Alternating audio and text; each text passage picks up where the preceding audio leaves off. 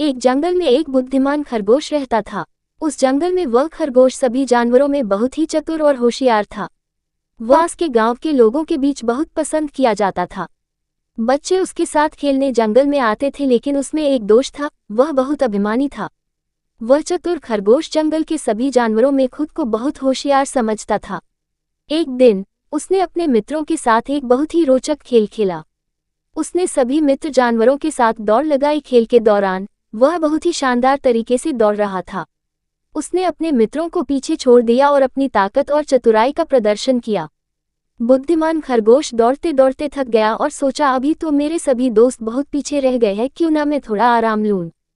फिर थोड़ी देर बाद उसने किसी के पास आने की आवाज़ सुनी और चतुर खरगोश ने अपनी चतुराई लगाई और समझ गया मेरे सभी मित्र नज़दीक आ गए हैं। फिर उसने भी दौड़ना शुरू किया। खेल के अंत में उसने अपने मित्रों को हरा दिया और उसने खुद को विजेता घोषित किया।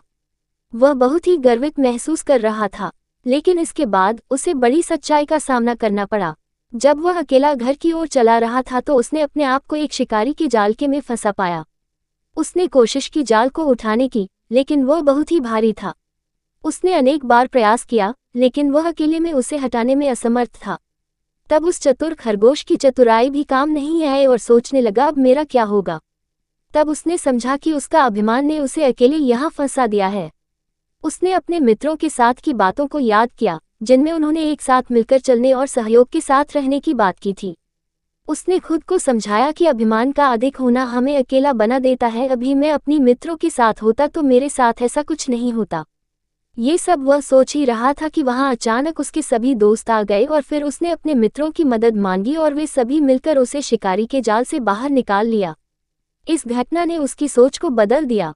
उसने समझा कि अभिमान की जगह सहयोग और साझेदारी ही उसे सफलता की राह में आगे बढ़ा सकती है। उसने अपने अभिमान को खत्म किया और अपने मित्रों के साथ मिलकर हर मुश्किल का सामना किया।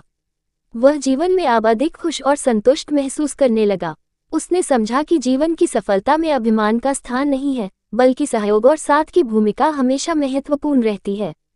ये बुद्धिमान खरगोश की कहानी हमें ये सिखाती है कि गर्व और अभिमान के बदले हमें सहयोग और साझेदारी को महत्व देना चाहिए।